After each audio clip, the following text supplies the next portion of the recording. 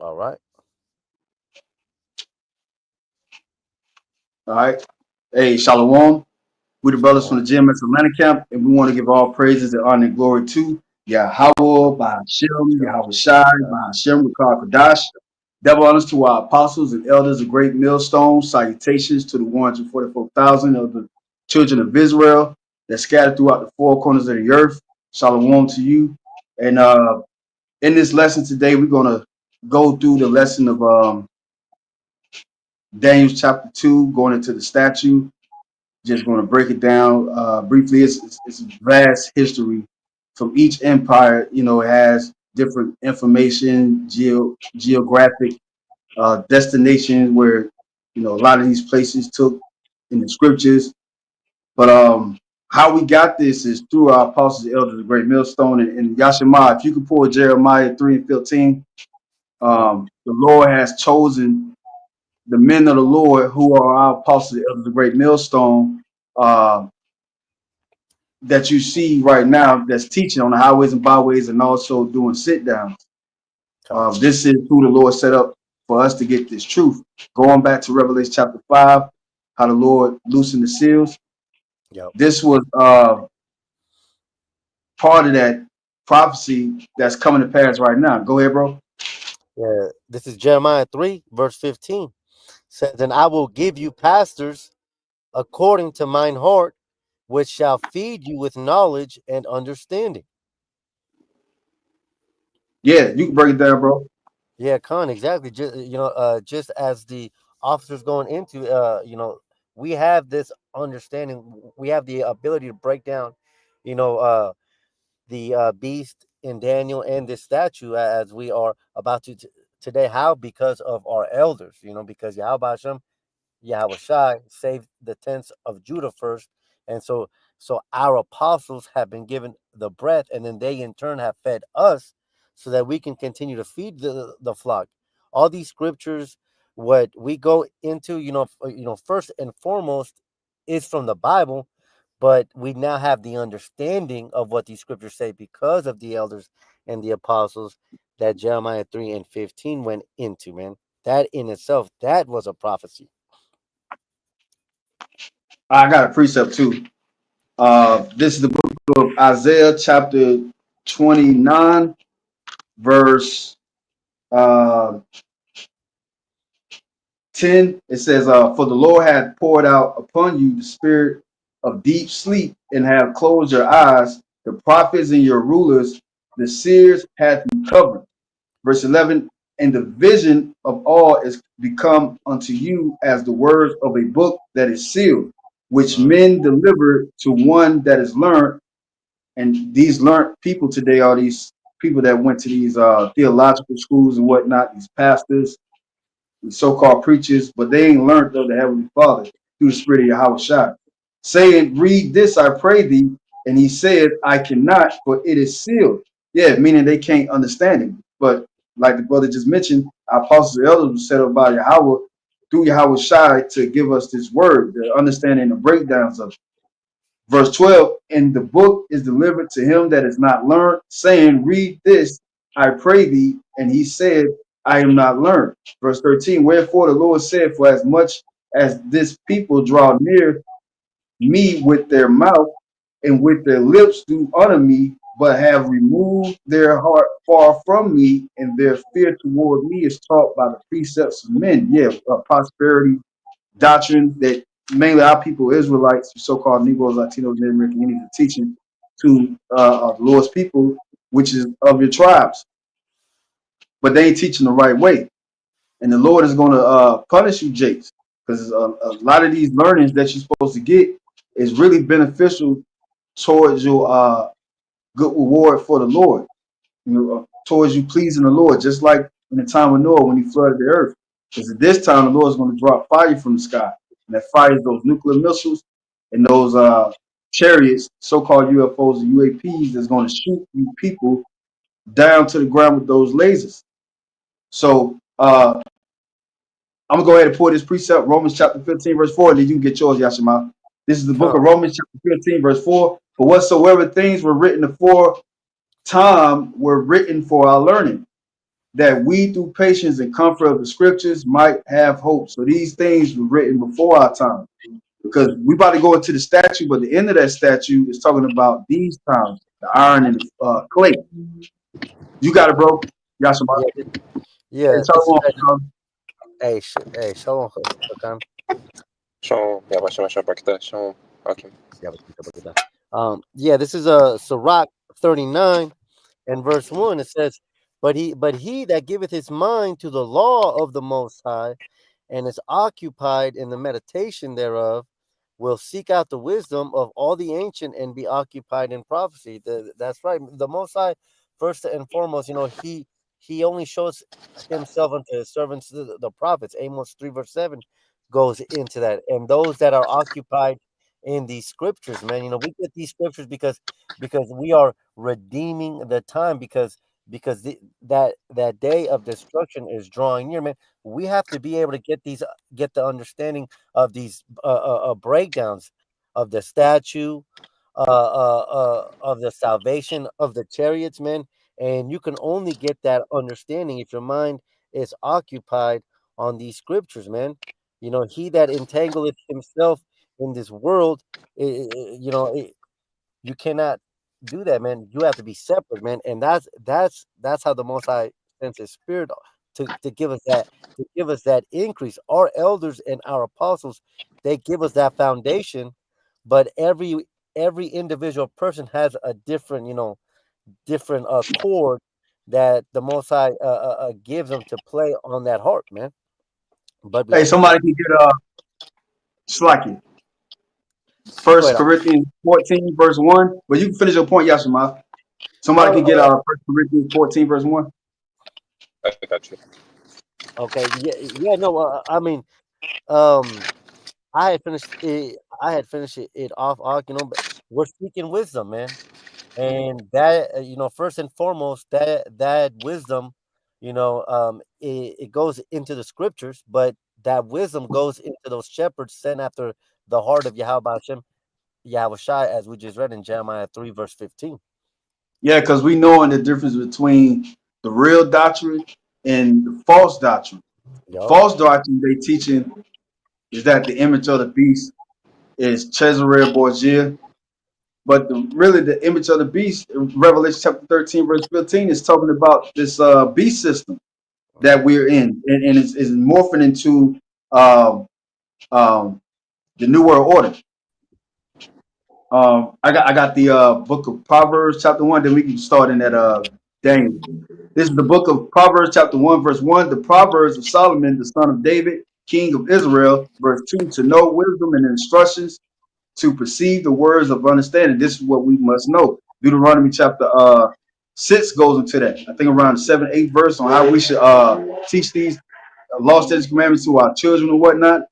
And also Ezekiel chapter 37, it goes into when we make that one stick, when the people of Israel should come by and say what thou meanest by this stick, we should know how to break that stick down, which is the 12 tribes of Israel, just as well as these other scriptures, the high holy days, because we're coming back into our rightful place of Israelites. The Lord is stirring up our pure minds back to that first estate, to where we was once holy in the sight of the Lord. So right now, majority of our people are dead, but at the same time, the elect is waking up. The elect in these times, and the elect is going to be with this breath of life.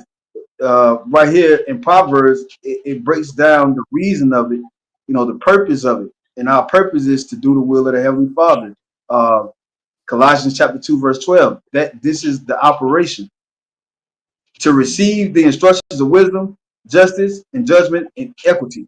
Don't the apostles tell us to look things up like the Church of Berea? They tell us to study and get into certain mysteries, breakdowns that the Lord has revealed unto them from their elders, and then it passed down to them. Because remember, this is the operation of the Lord. This is the temple of David, and it says to give subtlety to the simple. Yeah, we can confound the scholars of today in these theological seminar schools in Cambridge, Yale, Harvard, Yup. through history, even science. Because a lot of these schools they teach that the earth was made million years ago. But they Yup. know the true knowledge that man history only goes so far back as 5,000 years, No. or damn near 6,000 years. In the book of Ezra, is talk about the 10th part. I think in the book of Second Ezra, chapter 10, talks about the 10th and the 12th part. It's talking about a duration of time. And we in the end part of this time, which is going into that third day. Yo. So right here it says, verse 5, a wise man will hear and will increase learning, and a man of understanding should attain unto wise counsel. To understand a proverb and the interpretation, the words of the wise and their dark sayings. We understand the dark sayings of what we're about to go into, which is that interpretation of the dream that King Nebuchadnezzar II had in the time of the Babylonian Empire ruling. Um, you can go ahead, Yashima. Come. Did you want me to get that Daniel too? I think the brother Hakan got it. Yeah. Come. Start at verse 31. Con. Do you want me to the Any First Corinthians information 14? you got, Yashima, go ahead and pull it. Okay, Con. Yeah. So before we get into the precepts, of course, we'll give the background. King Nebuchadnezzar the second, has a dream, and so he calls all he calls the Chaldeans, which are the wisest of the men, in the Babylonian Empire, to interpret the vision that he had, but they couldn't do it, and so this this king's about to destroy all of the wise men, and when you go into the first chapter in Daniel. Daniel was one of those wise men from the tribe of Judah that was taken from Jerusalem onto the Babylonian captivity. All right. And so Daniel's about to be slayed, but Daniel prays unto the Most High, as we brought up on that Sirach 39 verse 1. He kept his mind on the scriptures, and he called out unto Yahweh Hashem, Yahweh Shai, and he gave him the vision, man. And Yep. it, it's it, it's a direct parallel with the same thing happened in Egypt. Pharaoh had the dream, and Joseph had to interpret it. Why? Because as we just went in, the Most High is not dealing with these nations. He's not dealing with these Christians. Every time a king has an interpretation, it takes an Israelite to break it down. Because as Wisdom of Solomon 7 goes into it, it is a pure influence flowing from the Most High, entering only into righteous souls, and we are those righteous people. So now Daniel is going to give the interpretation to this king about what his dream was. Go ahead. Oh, and then uh Kabash Kabash said he wanted me to go ahead and get some history. The time that this is happening is around the year 603 BC, because when you go into the first verse, it says, in the second year of the king's reign, King Nebuchadnezzar, he sat on the throne after his father, which was Nabopolassar. Napoleon. He died Yeah. on 605. Yep. He sat on the throne on 605, and so verse 1 says 2 years into that reign. So this is going to be happening around 603 BC, during the time of the Babylonian captivity. Okay, by this time, the Assyrians had already taken into captivity the 10 tribes, the so-called Hispanics, and the indigenous Native Americans. Um, but go ahead, Ak. I didn't mean to cut you off. No, that was good. That was good. Uh, Go ahead on that Daniel too. Con. All right, sure. This is Daniel's 2, verse 1. And in the second year of the reign of Nebuchadnezzar, Nebuchadnezzar dreamed dreams, wherewith his spirit was troubled, and his sleep brake from him. Jump down Then to the verse 31 if you Con. can. All right, Con. Uh, this is the book of Daniel's 2, verse 31. It says, Thou, O king, sawest, behold, a great image. This great image, whose brightness was excellent, stood before thee, and the form thereof was terrible. This image's head was of fine gold, and his breast and his arms of silver, and his belly and his thighs of brass, his legs of iron, his feet part of iron and part of clay. Thou sawest till a stone was cut out with thy hands, which smote the image upon his feet that were iron and clay, and brake them to pieces. All right, stop it right there. So, uh, how was King Nebuchadnezzar or Babylon, ancient Babylon at the time, or Neo Babylonian, was the head of gold? And I got a little history on it. If brother want to, get some information on it too. We're just going to go through this briefly. So, um, it's going to break it down more into explaining the statue. The more the brother read in the book of Daniel chapter 2, but I'm gonna get a little information about how uh, the head was fine gold, and no other nation after that, the nation of Babylon, was compared to it. Now, it says right here, Neo Babylonian Empire around 616 BC, King Nabopolassar took advantage of the fall of the Assyrian Empire to bring the seat of the empire back to Babylon. It was his son Nebuchadnezzar II who led Babylon back to its former glory. Yeah, the former glory when Babylon was up, many generations, many centuries ago. Even going back to when those Canaanites ruled in Babylon, it was once the high regarded kingdom. But over the course of time, Babylon started to wane, and then you had other conquerors to come through, like Syria and the Kassites. They started to rule in that area, then the Euphrates and Iraq, which is modern day Babylon. Around the Mesopotamia and the Levant area. But right around, like the brother said, 605, 603, that's when ancient Babylon started to come into place. And then it started to exceed the first Babylon. Even going back to Nimrod, when he was ruling Babylon, they had some type of statue. But in this particular era of King Nebuchadnezzar II, Babylon exceeded over all these nations, including Israel. So right here it says Nebuchadnezzar II ruled for 43 years. He was a great military leader and expanded the empire to include much of the Middle East, all the way to the Mediterranean Sea.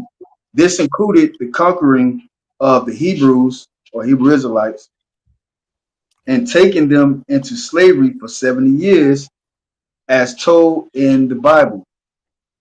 Under Nebuchadnezzar's rule, the city of Babylon and its temples were restored. It also became the cultural center of the world, just like America is. America is that culture center of the world. Everybody wants to be like America. This is how it was in ancient Babylon. Just like during Hammurabi's rule, which was a Canaanite, like I mentioned, in the time of his era. Hanging Gardens of Babylon, Nebuchadnezzar II built the Hanging Gardens, which they had in the old ancient Babylon empire before this Neo Babylon was re-erected.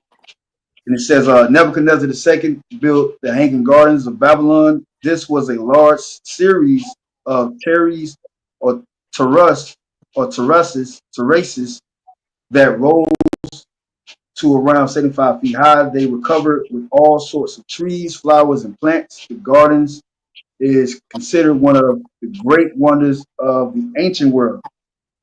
And they had a real powerful military too as well. The trading system was booming, on sea and off sea, on land. They had laws, just like it explained about the code of Hammurabi's code. Yeah. It was once ruling in the area of north of the Levant Crescent, over there by the Euphrates River and Tigris River. got some more information, but if the brother has something, y'all can go ahead and pull it. Yeah, Khan. Just staying on that history about the Babylonian kingdom, it's known as that head of gold, and which is a very precious, it's a precious commodity, and the way that they were able to build all these these big these buildings was through the wealth that they took from our temple. I did a search on Google, just a rough estimate on how much money the Babylonian kingdom gained by sacking our temple, and this is what it says. It says one source mentions 3,750 tons of gold and 37,500 tons of silver, which is estimated to be worth about $56 billion in today's value. So, Mm, so that head of gold, that wealth, a lot of that wealth was gotten through the riches, man. All right, and the brothers can go into the history. That's in the book of Second Kings, around the 25th. Yeah, it's in the 25th chapter. And then another thing about this king here is that um, he was known more as a builder than he was a conqueror. Because by that time his dad had taken, he had taken over the Assyrians. But this king Nebuchadnezzar, he was the one that built those gardens, and he enlarged the city, man. Um, yep. I didn't have anything else historically. Um, Okay. did you? Like, Oh, I got some more information too, going into the significance of the metals. Why was this statue um, given to Nebuchadnezzar in that fashion? Like the head of gold, the breastplate, and the chest and the arms of silver, going into the Persian Empire. And it also links up with the precept of Daniel chapter 7 too, going into the different beasts. But I'm gonna go into this AI overview. I typed in the meaning of the metals in Daniel chapter 2. It says in Daniel chapter 2, the metals of Nebuchadnezzar's dream statue symbolize a succession of four world empires: uh-huh. gold for the Babylonian Empire, silver for the Medo Persian Empire, bronze for the Macedonian Greek Empire, and iron for the Roman Empire, which would eventually be divided.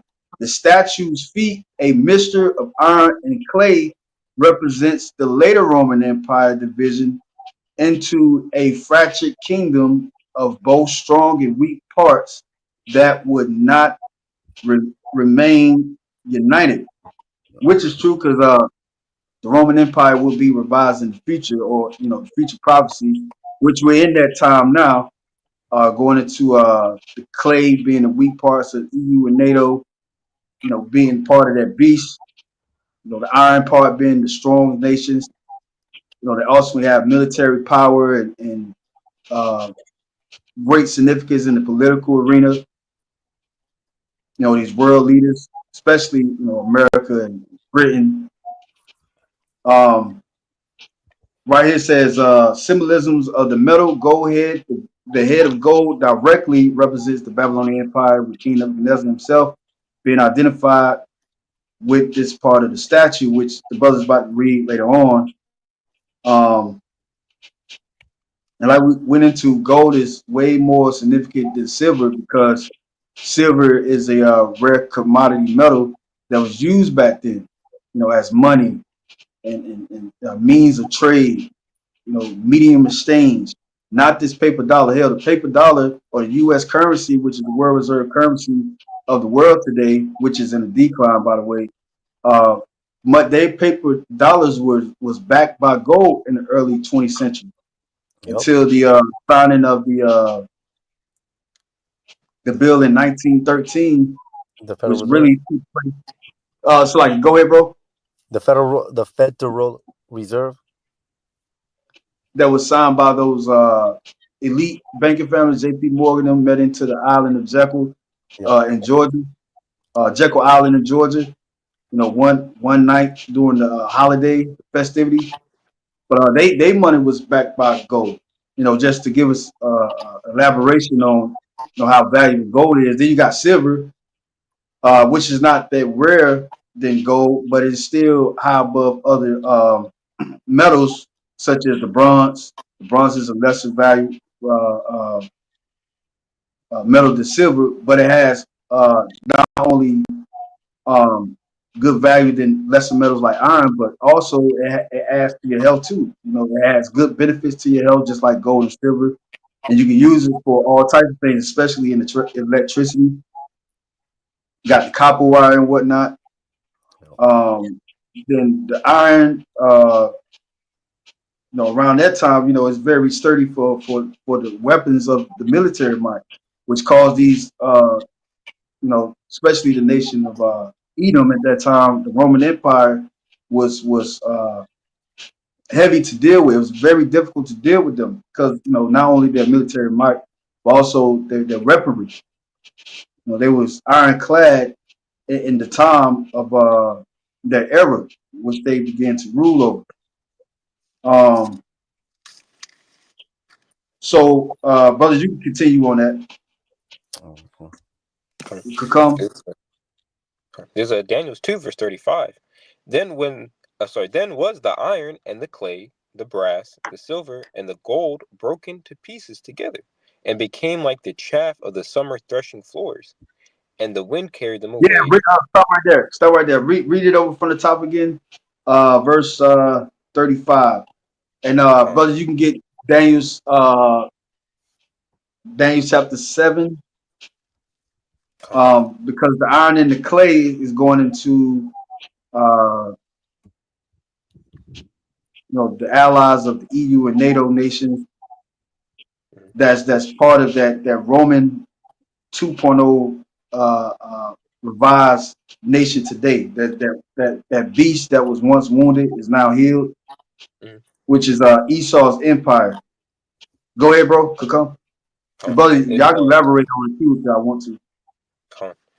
Daniel's 2 verse 35. Then was the iron, the clay, the brass, the silver, and the gold broken to pieces together, and became like the chaff of the summer threshing floors, Yeah, and the that's at wind. the end. All these nations is still gonna continue. Um, Even after the prophecy of them coming into power in the ancient world, but in the future too, these nations are still going to be around.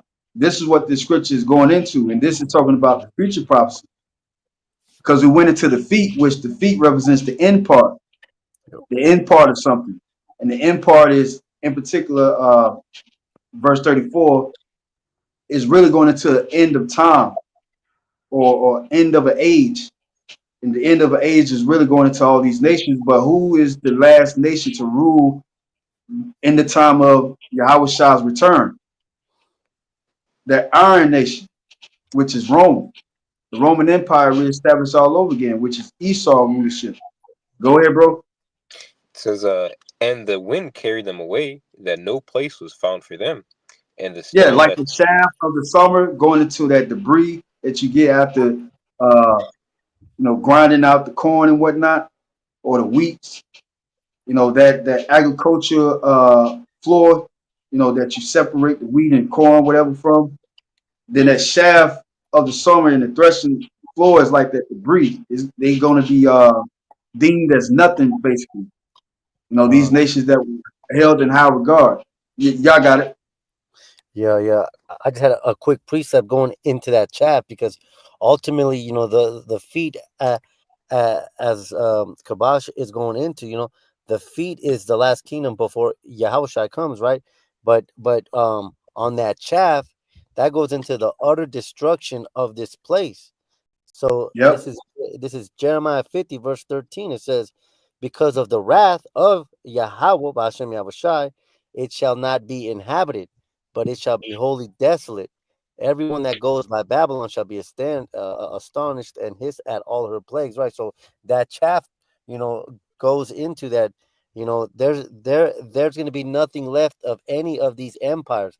There ain't going to be no There ain't going to be no time for the Babylonians to come back, for the Greeks to come back, for China to come back, or for Russia to come back. It's chaff. It's done. Once Yahushua comes back, it's done. Um, you said you wanted that Daniel 7 on that fourth beast. Uh,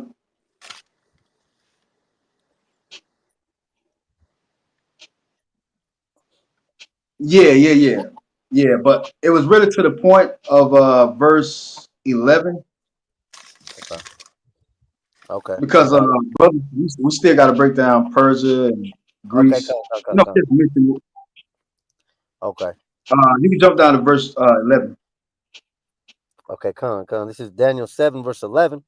It says, I beheld then because of the voice of the great words which the horn spake, I beheld even till the beast was slain, and his body destroyed and given to the burning flame. As concerning the rest of the beasts, they had their dominion taken away, yet their lives were prolonged for a season in time. Yeah, so I beheld then because of great words which the horn spake. That horn is talking about America, which talks about it uh, in verse 8, going into the horns. The horn is signified or is a symbol of power. Okay. You know, that's the meaning of the word horn in dark saying. Um, and it went up against the three little horns. Matter of fact, I'm gonna read it. Verse 8, it says, I considered the horns, and behold, there came up among them another little horn, which the other little horn is talking about America. The horns is talking about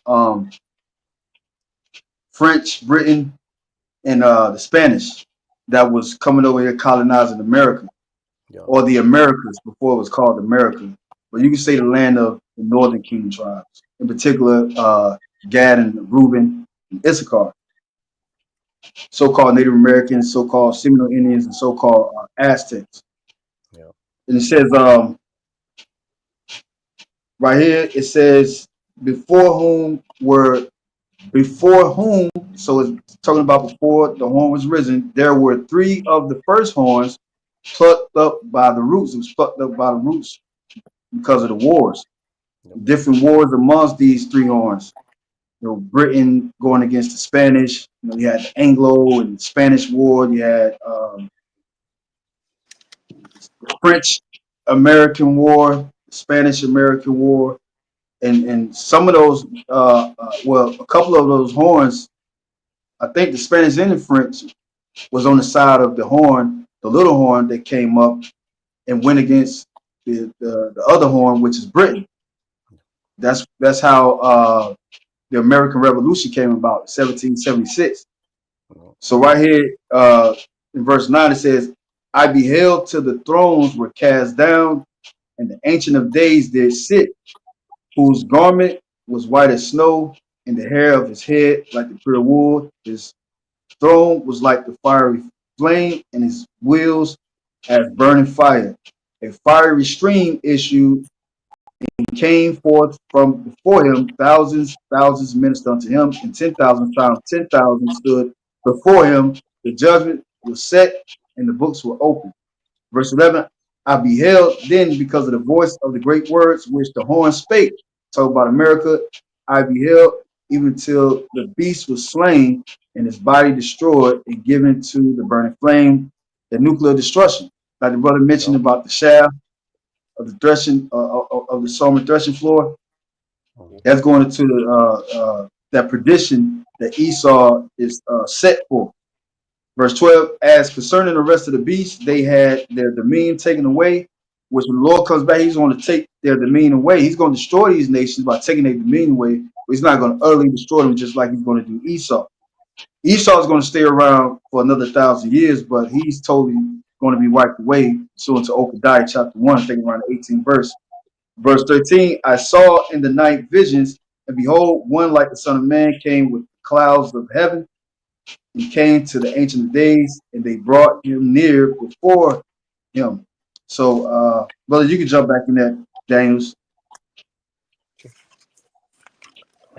Is Daniel's 2, verse 35. Then was the iron and the clay, the brass, the silver, and the gold broken to pieces together, and became like the chaff of the summer threshing floors. And the wind carried them away, that no place was found for them.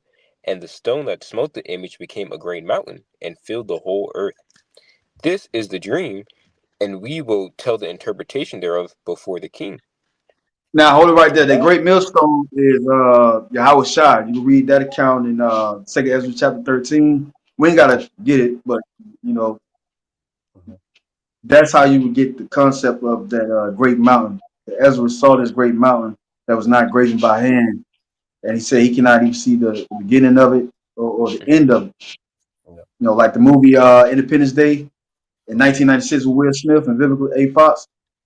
It shows that great so-called UFO or UAP ship coming over New York. So that is what that's talking about. Because Howard Shah is going to come through those clouds, like it says in Matthew chapter 24. Y'all got it. Yeah. This is the dream, and we will tell the interpretation thereof before the king. Thou, O king, art a king of kings, for the power of heaven hath given thee a kingdom, power, strength, and glory. And wheresoever the children of men dwell, the beasts of the field and the fowls of the heaven hath he given into thine hand, and hath made thee ruler over them all. Thou art his head of gold, which is talking about Babylon. It says, and after thee shall arise another kingdom inferior to thee, and another third kingdom of brass, which shall bear rule over all the earth. Yeah, and the second kingdom, okay, is the Medio Persians, and then the brass is talking about the Greece. And it says, and the fourth Yeah, kingdom shall and the reason why it's like it, the reason why the Persians were considered silver, not only because they military might, and, they economic power. They had the most provinces than any other empire I know. Um, they had what 120 provinces that they ruled over, and also too they allowed Israel to rebuild their temple and consider their ways with the heavenly Father. Mhm. So they was considered as silver, the lesser metal than gold, but at the same time, they was way better than the Grecians and the Roman Empire in that regard. Yeah, Yeah. Y'all got Yeah. Also, if I can add, while we're on the subject of the history of the Medo Persians, the Medo Persians, man, yeah, just like the Aqua was going into, they basically you can accredit them to creating counties, because what they would do is they they would set up these counties, and then they would set up what's called satraps, or a governor for each county, and that satrap would then report unto the king.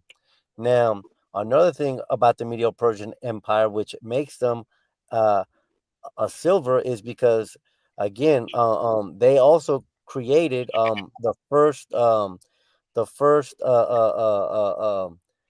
postal service.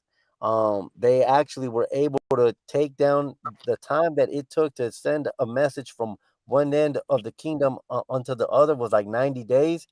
They actually set up what's called the King's Road, which was a route that they would pass notes through on horses, and they had these stations set up every couple often, so that the horses could get rest. Mm. And I want to go ahead and add say that the way that the way that the Greeks ran their empire, as we're going to get into, they actually continued on what the Medo Persians did by setting up these satraps, because they set up these vassal states too, man. So these Medo Persians, man, they actually provided a lot for the empires to come after them, man. yep, yep. And I want to touch on that too. Like you said, these other kingdoms after them, they studied the kingdoms before them, and they, like you said, they continued to say traps.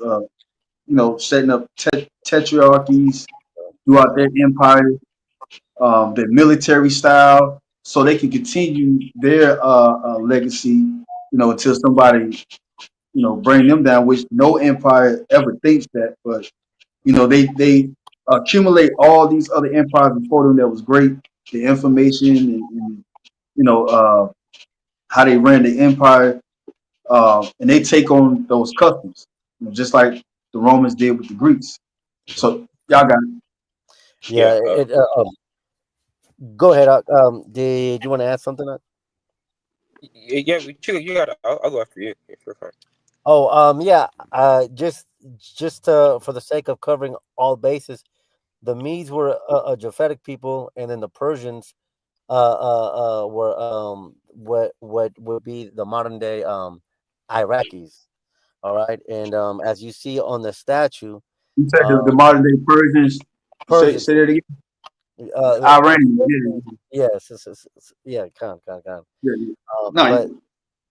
But No, they're they ruled for much longer than the Babylonian did, because the Babylonians only ruled for 66 years. The Medo-Persians ruled for 208, man. So there was this kingdom was the biggest kingdom to exist up until that point, man. Um, go ahead, Yeah. Just going to the size of the Medo-Persian Empire. Is if I was looking up, they say it was double the size of Babylon. You know, and if you go to Daniel 7, it speaks about having the three ribs. Babylon, Lydia, and then Salakia. The last one is Egypt. Babylonia and Egypt. Egypt, yeah. You had it to where Cambyses got Egypt, which is the son of Cyrus. And then you had Lydia. Cyrus went up against the king of Lydia at the time to gain that land. So the Medo-Persian Empire was massive. And the reason why the arms are silver is because that was actually main, way how they were trading was with silver at the time. Uh, So it was a very vast empire. go. Um, You got it, Go brother. ahead with that game too. Come on. Daniel's 2, verse 39. And after the three shall arise another kingdom inferior to thee, and another kingdom of brass, which shall bear rule over all the earth. Which that brass talking about the Grecian Empire, which is from Macedon all the way to the Indus Valley. You know, Yeah. you know, and the Grecian Empire it used a lot of brass weaponry. So that Alexander the Great conquered the whole known world. In 12 years, according to First Maccabees, the first chapter. You Yeah. know, Yeah. Yeah. And those Greeks, man. That's where these Edomites say that what's the word, that society stuff like started. Yeah. There. Yeah. But I mean, as we just brought up from the Babylonian kingdom, man, that Hammurabi code, that I mean, that that was a big deal too, man. But we know that Esau Edom likes to put themselves on a pedestal, and they like to claim that they are yeah, as good, man. civilization started with Greece. Yeah, that's off, man. Talking about civilization started with the Greeks. No, it didn't start with y'all. It started with Israel. It started with the Adamites. Mhm. All Mhm. these other nations, even though they had the hammer mover up Rabbi code, and Babylon had their administrative office, Persia, they Yup. still was no comparison with us. Like the brother mentioned, the magistrates they tried to interpret the dream of Nebuchadnezzar, the left hand side of the priesthood. That all of those was copied or duplicated from how the kingdom of Israel was set up. Yeah. Y'all got Yeah. Another thing about these Greeks, man, like, it really is a fallacy to say that civilization started with them, because when you look at the history of the Greek Empire, man, it was really like more than 100 territories called polis, man. And so they were all trying to fight against each other. That's not civilized. You had 100 different people trying to fight against each other. And what these polis, these city states, what they did is they would get together by creating these pacts called leagues, right? And so from those 100 polis, you had the three big leagues, which were Athens, Sparta, and Thebes. And between those three, Athens and Sparta was starting to become the uh, the the ones in control until Philip II, which is Alexander's dad. He came and he took them out, and then he started his own league called he took out those three leagues, and then he created what's called the League of Corinth, and that's when all the polis were finally under one rule, which was Philip II. But that's not a civilization, man. That is to the contrary. That's actually utter destruction, man. And the brother brought up first the book of the first chapter in I Maccabees. could, When you read it in the seventh verse, it says many evils were uh, uh, uh, multiplied on the earth, man. That's not civilization, man. That's complete death, man. yeah, Um, did you have something else? yeah. If I can add, it says, "Which shall bear rule." The last in the verse says, "Which shall bear rule over all the earth." That's how the Hellenistic period or age came about. Where Jake started turning the Gentiles, sewing his foreskin back on, worshiping these other gods, giving up the ways of their forefathers, man. Which Jake's been doing that, but it got to a heavy point where Jake forgot their heritage, during that time. I have a precept. I got Daniel 7 and 6. Yeah. It says, Daniel 7 verse 6, after this I beheld, and lo, another, like a leopard, which had upon the back of it 4 wings of a fowl. The beast had also 4 heads, and dominion was given to it. Yeah, that leopard going back into Alexander the Great of the Grecian Empire, man. Him coming back into power. A leopard conquers or can go a long distance while running and cover a lot of distance. Hence, Alexander the Great, conquered the world in 12 years. You know, look about it says 12, 13, but scripture say 12. So 12. It says it's 4 wings. He had 4 generals. Ptolemy, Seleucus, Cassander, and uh, Lysimachus. Nothing. You know, Yep. and out of those two, the main two you had Seleucus and Ptolemy. You know, so that also goes into that brass, man. You know, Uh, yeah. Yeah. Hey, Yeah, they hey, coins they use much of coins back then. Lesser form of money in the Bronx, where just like they're doing right now with this green dollar. They still selling gold and silver, but they're using paper dollar as a main medium of exchange amongst people in the silver world. You go to the grocery store or whatnot.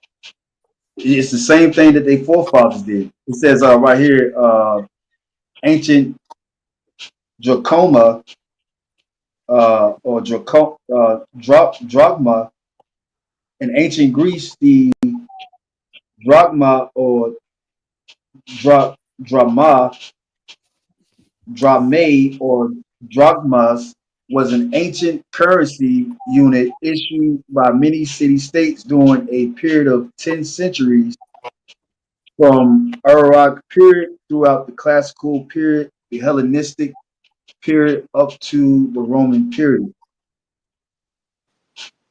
Greece, when it was ruled by Alexander the Great, really came after that Bronze Age.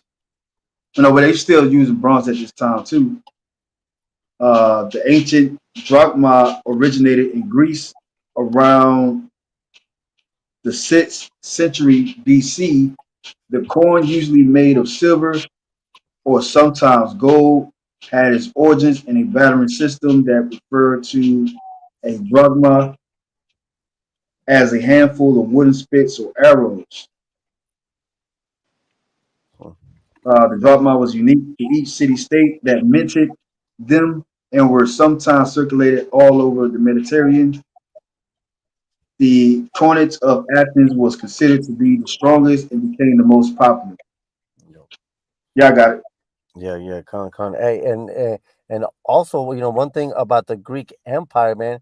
The Greek Empire is mentioned in the Bible, but this Greek Empire isn't mentioned anywhere else, and that's how we can also link up the Apocrypha, and that's how we can show that the Apocrypha is canon and that it is holy and part of the scriptures.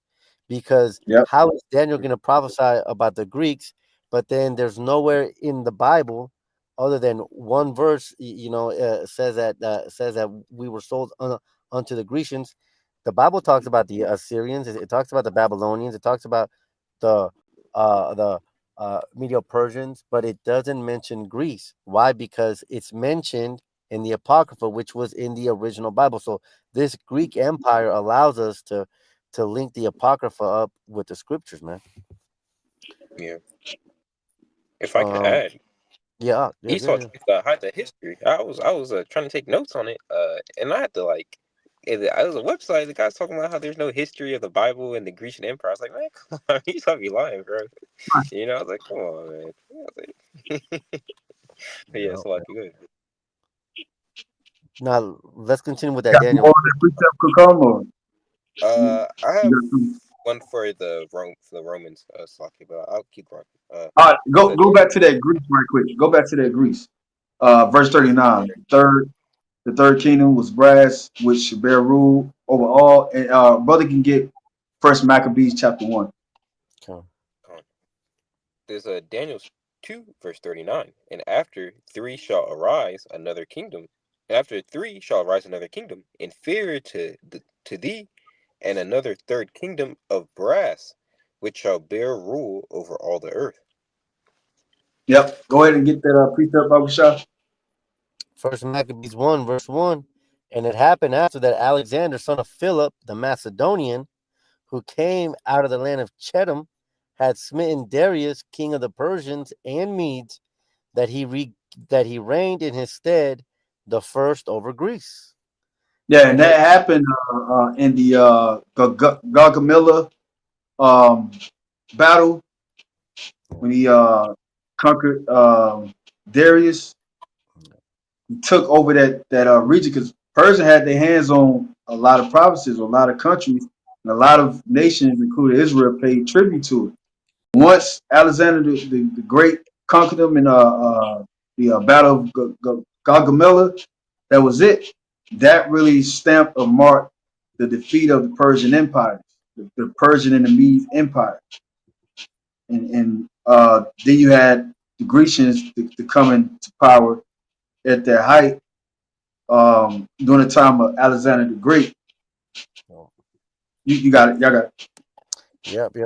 Just to continue proving the point here, I'm gonna jump down to verse 7. It says, so Alexander reigned 12 years and then died. And his servants bear rule everyone in his place. That goes into his four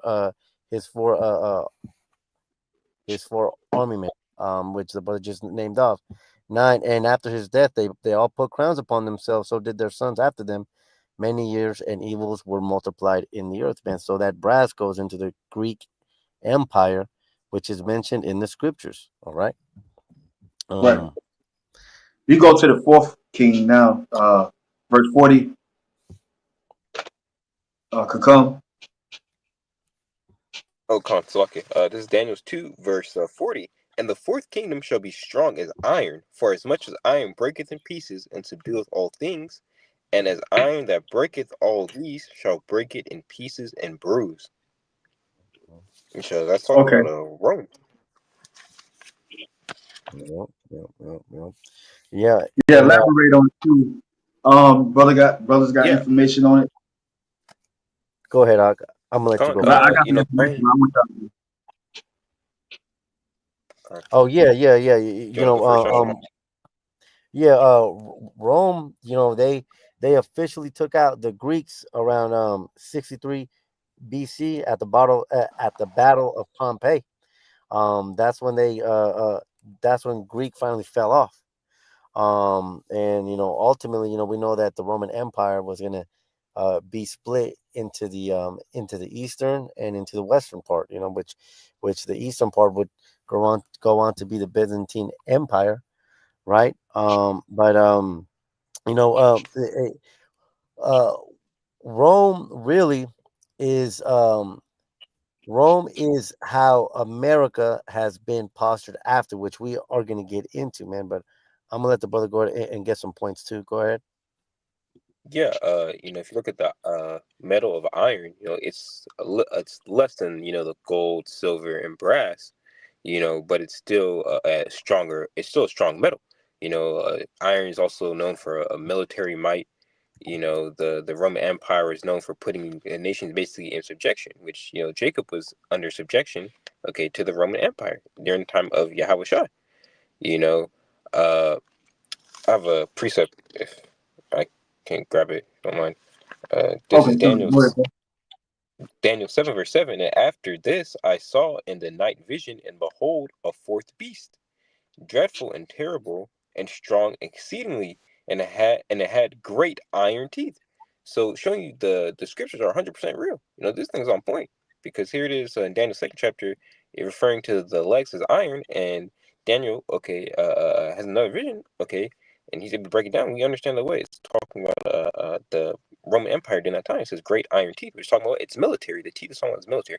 It says, and devoured and break in pieces, and stamped the residue with the feet of it, and it was diverse from all the beasts that were before it, and it had 10 horns. Yeah, so this iron, these iron legs, okay, uh, was like no other kingdom. They had a Democratic Republican Party, which they called it the Patricians and Plebeians, which were basically the Democratic Republican Party at that time. They had Senate, House, and so on and so forth. But you can read that in First Maccabees.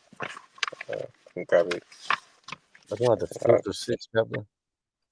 um, until I find it. Oh, Um, yeah. I got First Maccabees 8 verse 15. As I started, I'm gonna go to 14 yet. I'm going to 13. And after that, whom they would help to a kingdom, those reign, and whom again they displaced finally, that they were greatly exalted. Yet for all this, none of them wore a purple crown, so wore a crown, or was clothed in purple, to be magnified thereby. Moreover, how they made for themselves a senate house, wherein 320 men sat in council daily, consulting a way for the people, to the end they might be well ordered. Yeah, and they that committed their government to one man every year, who ruled over all their country, uh, and that all were obedient to that one. Yeah, so they had basically Caesars, man. You can read about the Caesars in Second Ezra, the 11th chapter. Yeah, because they That's had councils. They had councils like the Senate, and nobody was above the Senate. They didn't have a king, and until which emperor at that time was considered king. They didn't have their posterity or their own line, seed line, to carry on that legacy. A lot of those emperors, like Julius Caesar, he adopted Augusta Octavius. Uh, Augusta Octavius, he adopted um, Tiberius, um, and then so on and so forth with Caligula, Claudia. Um, just to prove that the brother was right about they being more diverse than all other kingdoms. Um, Greece and Rome did do that. Now, when Julius Caesar started to come into play, because you can read about that in Second Ezra chapter 11, in Second Ezra chapter 12, it goes into the breakdown of the Roman Empire, how it was set up. How the 12 feathers was considered Caesars. Then you had the midst of the body of the eagle. It goes into how the first three heads was was was to really reign over Rome. And that was during the time of the Roman Republic. Then Julius Caesar came into position of really ruling the beginning of the Roman Empire. But the one that ruled the longest was Augustus Caesar. It talks about that in the account of Second Ezra chapter 11. Um, which goes to show you that these scriptures are accurate concerning the prophetic prophecies of these particular empires. Goes to show you that what we about to touch on now with the iron, the clay toes, is really accurate to what's happening today with these nations that are revived from the ancient world. No. So this fourth kingdom was strong. Yeah, it was strong. During the time, like you said, Greece. I think they going back to 146. They took the independence from Greece. That main city Macedonia, which Cassandra was running at the time. Seleucus had the north and whatnot. They took those city states from Greece. They had them on lockdown. Rome did. Antiochus Epiphanes the fourth paid homage to Rome. Including Israel. The world was locked down under the Roman Empire influence at that time. That's what made the fourth kingdom so strong as iron, because the Lord gave the kingdom over to Esau. So somebody can get Daniel chapter 4 verse 17. Con, I got it. All Yeah. right, read. Yeah. This matters by the decree. This is Daniel 4:17. This matters by the decree of the watchers and the demand by the word of the holy ones, to the intent that the living may know that the Most High ruleth in the kingdoms of men, and giveth it to whomsoever he will, and setteth up over it the bases of men. Yeah, the basis of men is talking about Esau, because even though they rose to power, Yeah. they didn't rise to power by their wits or the knowledge and wisdom understanding that the Lord gave to Israel. No, those damn devils, they got into power by way of the Most High. The Most High put them into power, just like he did those other empires, That's right. like he mentioned. Um, so in this particular precept, even though they was ruling, subduing nations and whatnot, man, they was worshiping all type of gods. Hell, they even kept the customs of the Grecians, their mythology gods and whatnot. Zeus, Samaritans, so like it. Samaritans. Forgot that. Yeah, it's the Egyptian god that they worship in Rome too. But y'all got it. Yeah, Con. I got one more precept to add on to, because you know what? These Edomites, man, they love to pride themselves off the Roman Empire, and they think that it's because of their greatness. But no, as the officers going into it, no, it's the Most High that is doing this. This is Psalms 75 verse 6 and 7. It says, "For promotion cometh neither from the east, nor from the west, nor from the south. But the Most High is the judge. He puts down one and sets up another." Man, all these kingdoms, man, uh, you know, uh, all these kingdoms had a purpose, man. And look, that's even true today. I'm gonna pull this tab back up. Starting from the Babylonian Empire, the Babylonian Empire, their purpose for them being in that position, you know, they they were the ones who took the southern kingdom into captivity. The Most High put them there to do His will. And then when you go into the Medo Persians, the Most High put them there. He exalted them to do His will too, and that was to have Cyrus make that decree so that we could build our temple again. And then Yeah, the Greek, I want to mention this too. So like uh, Serapis, the Greco-Egyptian god. That's what Rome was keeping that custom going and throughout their era too. Him depicting him as a savior and whatnot. People worshiping Serapis and whatnot, Zeus, Hades, which how people came up with those mythology gods at that time. Because with their rule, he also had influence. Do as the Romans do. yeah, Y'all got it. Which really broke down in particular not only the world but also Israel. Israel was affected by it because we are the people of the Lord. come, Y'all man. got it. And also too, I want to mention I got him. the taxes of Rome, how they taxed our people. They made that peace treaty with us, but then it says in Daniel chapter 9, verse 27, goes to how they would break that covenant and how they would Right. go up against her.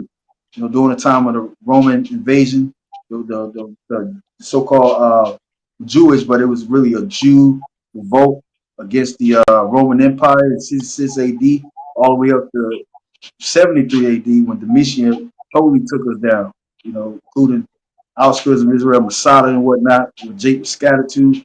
The Romans, they besieged us. And then that's how they conquered Israel. Yeah, got it. I got one more precept for this one mind. This is Go ahead. second Ezra 12, verse 11. The eagle, actually, sorry, 10. And he said unto me, this is an interpretation of the vision. The eagle whom thou sawest come up from the sea is the kingdom which was seen in the vision of thy brother Daniel.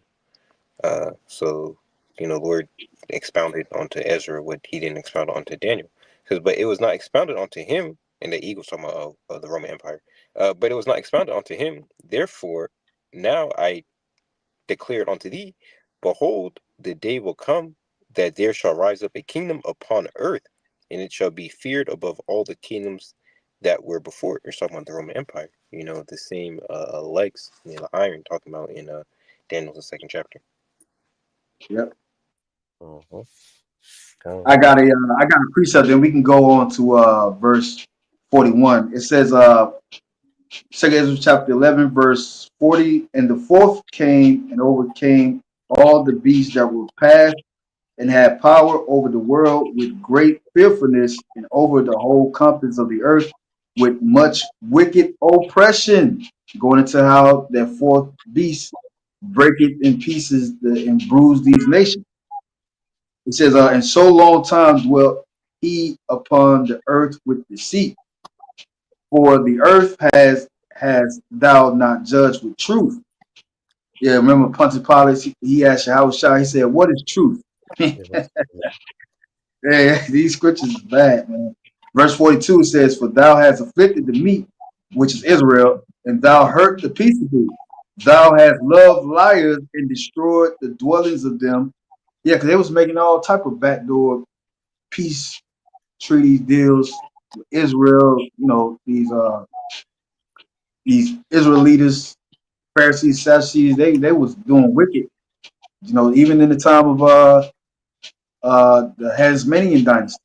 After the Maccabees, they started to get in bed with Rome, get in bed with Esau.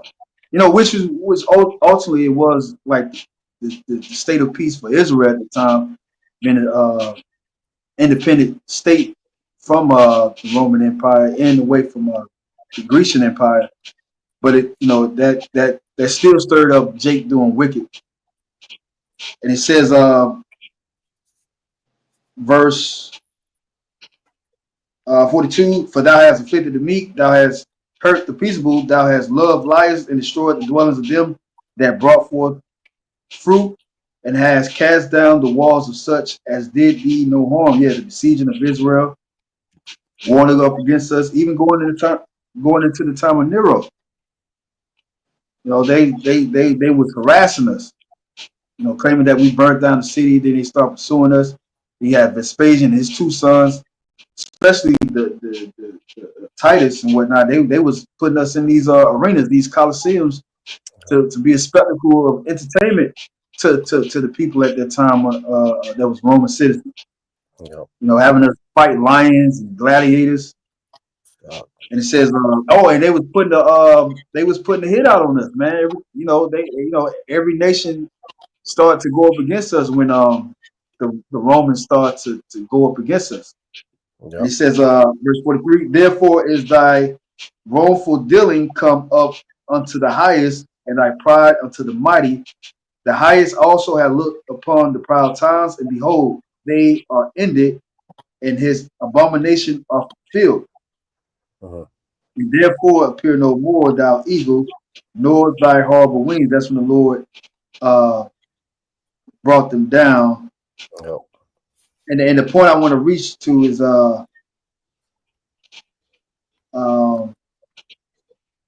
verse 39, are not thou it that remaineth of the four beasts, whom I made to reign in my world, that the end of their times might come through them? Uh-huh. Yeah, so Esau, you had your spot in the limelight as being a ruler in the earth Mhm. during the time of the Roman Empire. You know, Lord gave you that power. So in Psalm 75, you know, promotion coming out from the east, north, from the west, but from the Heavenly Father. Y'all got it. Yeah, come. And as we're about to go into the revised Roman Empire, this was the downfall of the first ancient Roman Empire. This is Revelations 20. It says 20 verse 2 says, and he laid hold on the dragon, and that old serpent, which is the devil and Satan, and bound him 1,000 years, and cast him into the bottomless pit, and shut him up, and set a seal upon him, that he should deceive the nations no more till the 1,000 years should be fulfilled. And after that, he must be loosed for a little season. And that's going into the fall of the ancient Roman Empire, which fell around here 476 A.D. and then started the Byzantine Empire. That's what those 1,000 years are going into, is when these Edomites fled into the Caucasus Mountains and hid, because the Most High put that zeal on them. These people weren't in control. But furthermore, on that last part, it says, till the 1,000 years be fulfilled, and after that he must be loosed a little season. And that's what we're going to get into next on that verse 41. I'm gonna Yeah.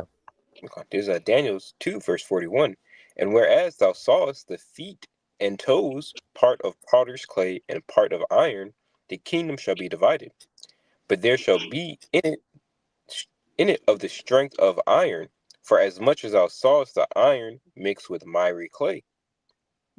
And as the toes of the feet were part of iron and part of clay, so shall the kingdom be partly strong and partly broken. And whereas thou sawest iron mixed with miry clay, they shall mingle themselves with the seed of men, but they shall not cleave one to another, even as iron is not mixed with clay. Come, Uh, come. And that's going into where we are today. That's yeah, going into the revived Roman Empire. I'm gonna Yep. start at verse 41, because it says the feet and the toes. What are those toes? Those toes are the EU. But the EU, it started back in 1957. It started as the EEC, the the the European Economic Community. Mhm. Huh. Matter of fact, And uh, I'm go gonna ahead. touch on the commentary Yeah. of verse 41. Yeah. Right here says,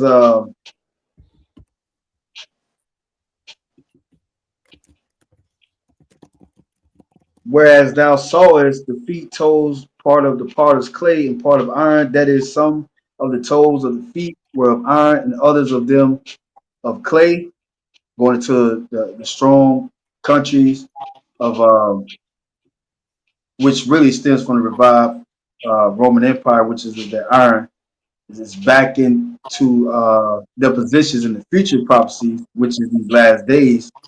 And you got the clay being the weak nations of this, 7 heads and 10 horns. And says, and others of them clay, these toes, which are 10, as the toes of men, are designed 10 kingdoms. Now, this is going back into the old 10 horns in the Roman Empire. It says, into which the Western Roman Empire was divided by the coming in of the Goths, Huns, Vandals, in places of different places of Spain, France, Germany, and Vandals into it, and are, they're just to name, some of the states that Rome took over, which was part of that 10 horns. So, and are the same with the 10 horns of the beast and the 10 kings which gave their kingdoms to it. Now they refer this to Revelation chapter 13, verse 1, but in Revelation chapter 13, it really goes into the latter day part of the 10 horns and the no Slakia, the 7 heads and the 10 horns, which Revelation chapter 13 and Revelation chapter 13 goes into. But this clay in the iron of the toes is a future prophetic prophecy, which the brother is reading about. Y'all got it. okay. I got a precept. If Yeah, go ahead. is Revelations 13 verse 3, and I saw one of his heads as it were wounded to death, and his deadly wound was healed, and all the world wondered after the beast. We're talking about Rome falling, but it came back again today. As NATO and the EU. America is the woman that rides upon the scarlet colored beast. You know, I got another one. I got the Revelation 17. Yeah, yeah, yeah. There's Revelation 17 verse 11, and the beast that was and is not, even he is the eighth, which talking about America, and is the seventh that goeth into perdition, which goes into Daniel 7. It says, and the 10 horns which thou sawest are 10 kings, which have received no kingdom as yet, but receive power as kings 1 hour with the beast. Which No, that 1 hour is like 41.6 years. And Yeah, then from 1957 to what year 2002. That's when they added more countries to the EEC, which that name was changed around 1990. yeah, EU went into European Union in 1990 or between 1990 and 1994. That's when they changed that name. Like the brother said, EU being the part of the East. 10 horns and NATO. Oh, mm, Um, going into the years, and like Apostle Rumla said in his video, uh, Esau is basically on borrowed time because that hour been over. You mhm. know, during the time of the coming in of the year 2000. Yeah, yeah, Revelation chapter 17 goes to that. And I think that brother mentioned it about how they rule with the beast for an hour yeah, because they don't got total power, but they have power as kings. yeah, They are part of the moving shakers of the earth circle. Y'all got it. yeah, yeah, yeah, yeah. And that's exactly what's going on today. America and the EU. Because as the scripture says, it says that the kingdom shall be divided, man. And we saw a good example of this kingdom being divided when America blew up that pipeline. What was it? Was that the what was the name of that pipeline from Russia? the North something, Yeah, Oh, with yeah, Ukraine, yeah, when they was, the Nord yeah. Stream, I think the Nord pipeline. Stream. There you go. That Nord Stream pipeline. Yeah, America blew that pipeline up for them to further their goals, and they are part of that. They are part of those 10 toes, man. And so that's how they are divided. It says, "For as much as thou sawest the iron mixed with miry clay," and it goes into the weakness. It goes into the weakness of this country. And Spain, that's part of the 10 horns. They was against America putting their stablecoin into the big beautiful bill. yeah, They was yeah, against it, but Spain don't have no power like America. yeah, Political power, uh, financial power, and even going into the military power. yeah, So you can totally see the difference of the iron and the clay of the toes. yeah, yeah, yeah. They don't get along. They're at odds, man. But at the end, that's why Babylon has to be destroyed because they are the one that are in control of this place. And this is how we can prove it, by these by these historical facts, this is how we can prove that the iron and clay is the revived Roman Empire, which is America today. It Hey, says, brother, can you pull up that? Can you pull up the poster of the yes, dragon, the scarlet dragon, and it has the hold on. outline of the the seven heads and 10 horns. The seven heads is the Grecian Empire, the Roman Empire, Yeah, Spanish, Germanic Minor, Germanic Major, France, and Britain. yep, yep, Those are the seven heads. And then you got EU, the 10 horns, Belgium, Italy, which NATO and EU, they both share the same countries. yep, Denmark, Luxembourg, Netherlands, Spain, Portuguese, Italy, West Germany. All those nations are intermingled with each other right now and making the world turn with their policies yep, and political power and military might. yep, yep, yep, yep, yep. Y'all got it. Yeah, man.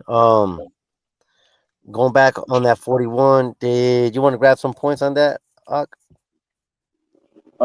I got the. Go ahead. Go ahead, bro. Con, I got that Revelation 17:13 goes into their one. Actually, these have one mind and shall give their power and their strength unto the beast, from the seven heads and 10 horns. Going back into what you're saying, Spain, not going along with the stable bill and so on and so forth, and America has more power than them. This Yep. they're gonna go with America because it sits upon the beast. It And sits upon that beast being what, NATO? That beast being NATO, because the harlot is sitting on top of the beast, which Yep. that beast is these other nations which make up NATO. Okay. But like you said, they rule with the beast for hour. They gave their power over to the beast. Oh, And NATO is kind of frantic and fatigued because of America's doing in the earth right now. How they just running rapid and starting wars.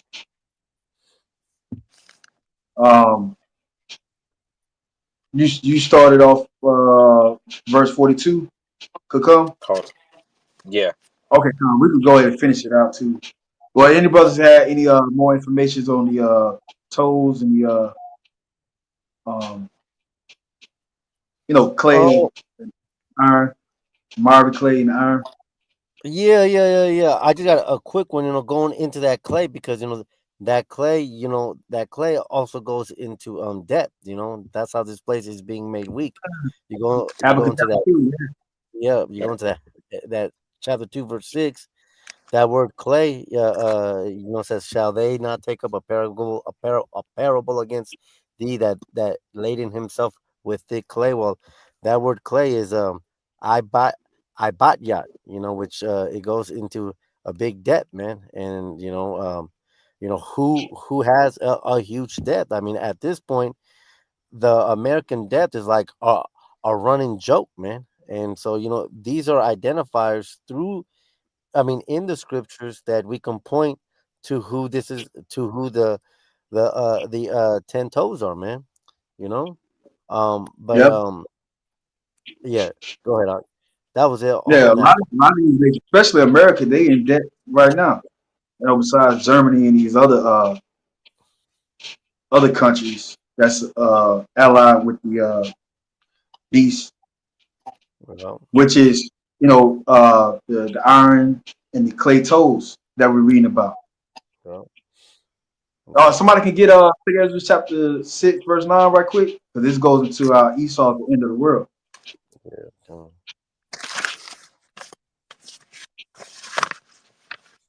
The And then, second brother, interest. you can just continue reading after this. Could come. Yeah. Y'all got it. Y'all got it. This is second Ezra 6 verse 9. It says, "For Esau is the end of the world, and Jacob is the beginning of it that followeth." Come, man. Yep. This is Esau's kingdom. This is his heaven. This is his earth. It says, "Woes unto the inhabitants of the earth" in Revelation chapter 12. where it's talking about Esau in that particular scripture. You Yep. know, that's a prophetic saying of the Lord destroying Esau. The angel, Archangel Michael fighting in the heavens against this dragon. Yeah, those fighter jets and these so-called, you know, space stations that Esau has up in the heavens, they're going to fight against the angels of the Lord. So this is the time that we're going into. The makeup of NATO is really to so-called militarize, well, in other words, not militarize, but protect the earth. You know, off the concept of America views and whatnot. Everybody think America is a safe place to dwell in, but really, it's a damn warmonger. It's Yep. all about blood and greed. You know, Nahum chapter 3 goes into that. War into the bloody city. Yep. No, it's talking about Esau, but NATO. That's what NATO purpose is. You know, along with those countries aligned up with that beast. They all about militarizing police state in the earth until they can uh, conclude this new world order. How they want to set up, because they have total power in their hands, and this is what we're going into. But the Lord's going to come back as a great millstone and crush the iron toes and the clay toes. You got it, bro. Uh, Yeah.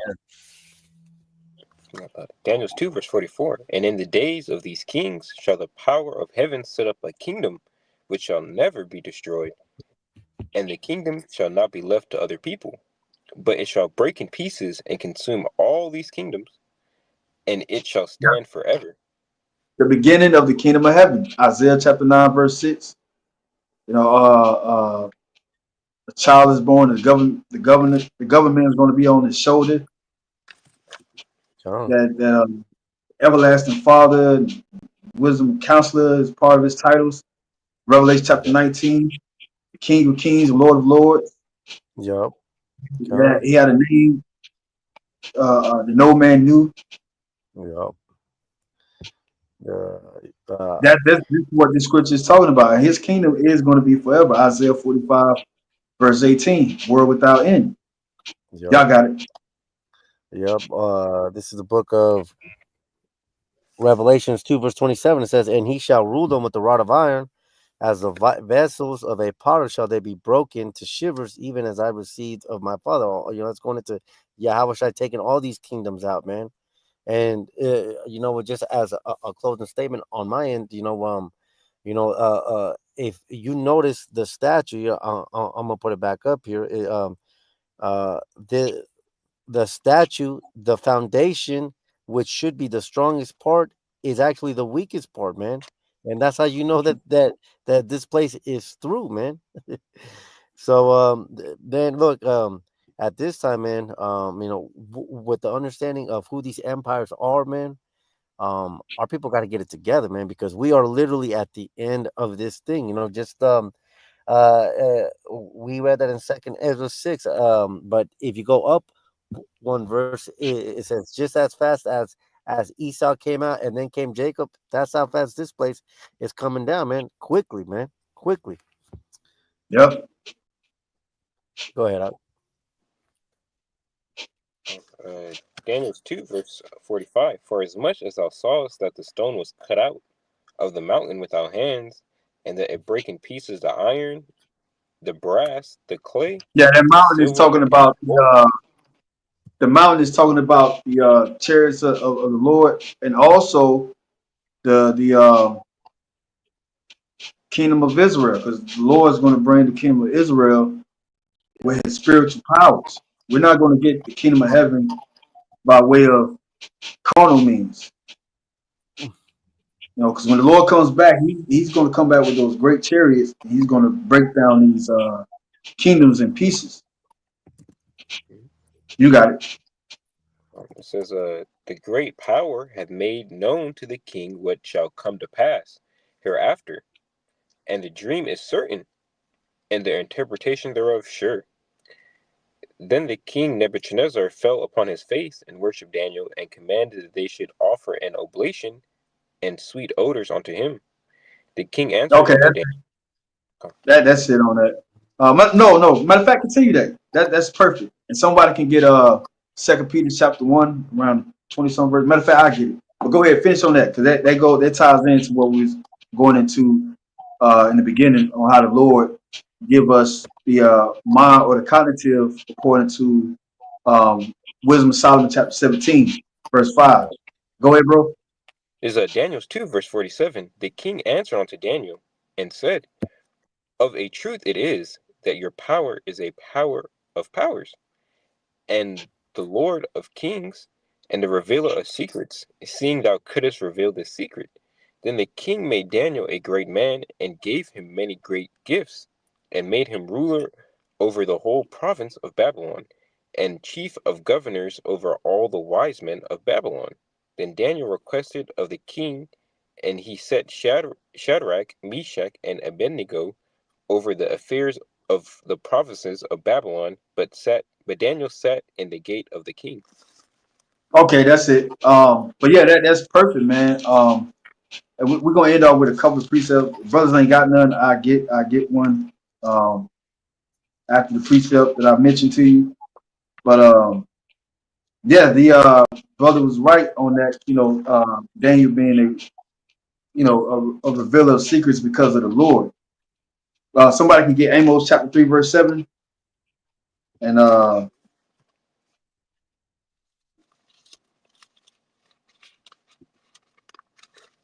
may end it off on what I got.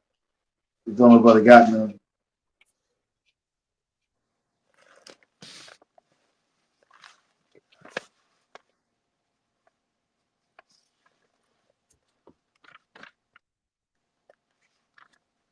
Do you got that Amos 3? Yeah, Con. Unless you want to grab it, I got it. Go ahead. Another precept if you don't have anything. Can grab that. Okay, I'll get the Amos, and then that way you can bring out that precept. So this is Amos 3 verse 7 says, "Surely the Most High will do nothing, but He reveals His secrets unto His servants, the prophets." Just as the brother's going into, man. Just as Daniel was able to do, man. Um, you know, uh, the king praised him because he didn't have the understanding. And now that rings through true today. Ecclesiastes 1 verse 9. There's nothing new under the sun. Just as the Most High had an Israelite to give the understanding, now here again, the Israelites, so-called black status, and his Hispanics, the Most High is pouring out His Spirit on us so that we have that understanding, man. But He's only doing it with His people. He's not doing it with these Christians, man. Right. These Christians, these Protestants, and Mormons, Jehovah Witnesses, the Lord ain't dealing with y'all. The Lord is only dealing with the hopefully elect, Cool. the 144,000 to begin with. This is the song that the 144,000 is singing in the book of Revelation, chapter 14. Yo, What if what it says? What is that Israel have not obtained, but the election have have obtained it, and the rest was blinded? that's right. That's going into Isaiah chapter 6, verse 9 and 10. The Lord is only giving this truth to the chosen men in these last days, not only to get right through repentance by Yahweh Shai, but also knowing the breakdowns of certain mysteries and dark sayings in these scriptures Yep. to forewarn Israel what is to come. Y'all got it. Brother got a precept. Go ahead and pull it. To come. There's Jeremiah 9 verse 12. Who is the wise man that may understand this? And who is he whom the mouth of the Lord Yahweh has spoken? Sure, that's the point. Lord, speaks through men here upon the earth. Luke 1 verse 70. As He spoke by the mouth of His holy prophets since the world began. And that goes all the way to our forefathers to now, because Lord's will be those men. Of Yahweh Bahashem Yahweh Shai. We have the testimony of Yahweh Shai, which is the spirit of prophecy. I got the book of Sirach, chapter 17, verse 5. It says, matter of fact, I'm gonna go to verse 3. He endued them with strength by themselves and made them according to His image. Matter of fact, I'm gonna go to verse 1. Sirach chapter 17, verse 1. The Lord created man of the earth and turned him into it again. You know, from dust thou art, to dust thou return, like in Genesis for Adam. Verse 2, it says, he gave them few days and a short time, and power also over the things therein. We just talked about, these empires been set up and how they ruled over the earth with power and whatnot for a certain time and age. Then their kingdom declined and another one raised up. Verse 3 says, he endued them with strength by themselves and made them according to his image. It's talking about, in particular, the sons of God in these last days, Israelites, which were Adamites, but the Lord put the coat of arms of us in these days as Israelites. Verse 4, and put the fear of man upon all flesh, and gave him dominion over beasts and fowls. Verse 5, they received the use of the five operations of the Lord. That's how Adam named everything and whatnot in the earth, trees, animals, and whatnot. And it says, in the sixth place, he imparted them understanding. And in the seventh, speech and interpreter, it's like an interpreter, speech and interpreter of the cogitations thereof, meaning the mental faculties. That's how we can communicate and whatnot. Verse 6, counsel in a tongue and eyes and ears and a heart gave he them to understand. Withal, he filled them with the knowledge of understanding and showed them good and evil. He set his eye upon their hearts that he might show them the greatness of his works. Yeah, the Lord minds were towards our minds. It says Numbers chapter 6, that prayer, the anointing prayer. Um, the Lord make his face to shine upon us, the Yabaraka. How the Lord make his face shine upon us is by what revealing this truth to us. Remember, Yahweh Shai is their light in Genesis chapter 41. Going into Revelation chapter 5 again, the Lord loosening the seal, the Lamb loosening the seal, meaning what? He gave the understanding, he revealed the understanding. And through the Holy Spirit, we being revealed these understandings. It's by these holy angels that the Lord speaks back to give us these understandings through our teachers and elders that teaches us from great millstone. Um, I got another scripture to wrap it up. His brother ain't got enough. This is the book of Numbers, chapter 24, verse 15. And it says in the Bible, the description of it, Balaam prophesies the star of Jacob. With the star of Jacob, he's talking about Yahweh Shai and the destruction of nations. The star going back to the dark sand of Revelation chapter 12, the star being the tribes that was left over there in Jerusalem. Yep. At the time of the Roman Empire, the red dragon. You also link where they get that concept of the stars being a metaphor for the tribes around the account of Joseph. I think in Genesis chapter 34, when he had the dream concerning his brothers bowing down to him. Yep. So right here it says, verse 15, he took up his parable and said, Balaam, the son of Beor, had said, and the man whose eyes are open have said. Now Balaam is this heathen of another nation that had, Yahweh Shai had dealings with this heathen to reveal to Balak, this damn Moabite that was hating against Israel when we was exiled out of Egypt to go into the promised land. He wanted Balaam, which was a heathen priest, to put curses on us, which that didn't come to pass because the Lord was with us. And also the Lord made Balaam to show Balak the end of all these kingdoms that was erected and had great power, but also that was against Israel.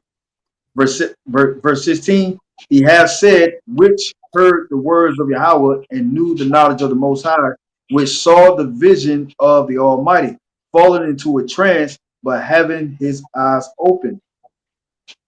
Verse 17, yeah, the eyes talking about his mind. I should see him, but not now. Yeah, he's going to see him in the latter times when he comes through those clouds. Balaam going to be here, and also in the kingdom of heaven. I should behold him, but not now. Yeah, he's not going to be near the Lord. The Lord, when he comes back, he's going to come back in his full glory. Talking about Yahweh Shai. And also the saints, they're going to be as gods, and every knee shall bow, and every tongue is going to confess.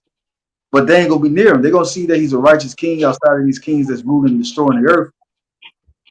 Right here it says, there should come a star out of Jacob, and a scepter shall rise out of Israel. Now, the scepter, well, the scepter is talking about Genesis chapter 49. The scepter should not Should depart not from depart from Judah. Judah, law giver from between his feet. This is talking about Yahweh Shai.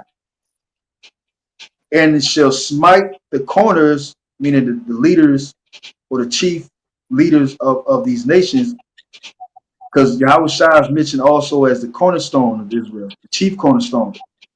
Oh, Shall smite the corners of Moab and destroy all the children of Sheth. Verse 18, and Edom should be a possession. Seir also should be a possession for his enemies, because Edom right now, he's on the loose. He's a slave on the loose. He's a fugitive. And Israel should do valiantly. Verse 19, out of Jacob should come he that shall have dominion, and shall destroy him that remaineth of the city. And when he looked on Amalek, he took up his parable and said, Amalek was the first of the nations. Yeah, these first of the nations, talking about these world leaders of today. They call America first developed world country in the world. You got other countries that's less than America, and their GDP or the political influences and military power, third world countries, which is tributaries to the first developed countries. The Amalekites are these so-called Jews today, and they run the show behind the scenes, even though they set up these puppet leaders to make it seem like it says, verse 21, and he looked on the Kenites, it's like it. Verse 20, and when he looked on Amalek, he took up parable and said, Amalek was the first of the nations, but his latter end should be that he perish forever. Yeah, that's all I got on that. But the point was made in this breakdown of Daniel chapter 2, from the head of the gold to the iron and the clay toes, going into the breakdowns of the ancient empires that once ruled, and also the future kingdoms of these particular empires, especially the iron part of the statue, which is the revised Roman Empire, which is the rulership of Edom today, the so-called white man. So, Yashima, you can end us up. yeah, Khan. Yeah, hey, so hopefully this has been edifying unto the body. And we're going to close out by giving all praise, all glory to Yahweh, Bahasham, Yahweh Shai, Barakadosh, and double honor to the elders and the apostles of GMS who taught us this truth. And until the next one, Shalom. Shalom.